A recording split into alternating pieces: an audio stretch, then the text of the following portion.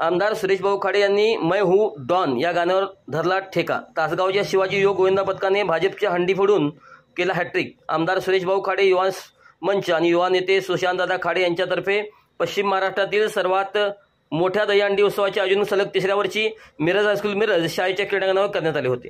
ही दहीहंडी फोडण्यासाठी राज्यातील नावाजलेले गोविंदा पथकाने हजेरी लावली होती। ही दहीहंडी शिवाजी युवक गोविंदा पथक तासगाव यांनी फोडून हॅट्रिक नोंदवला आहे।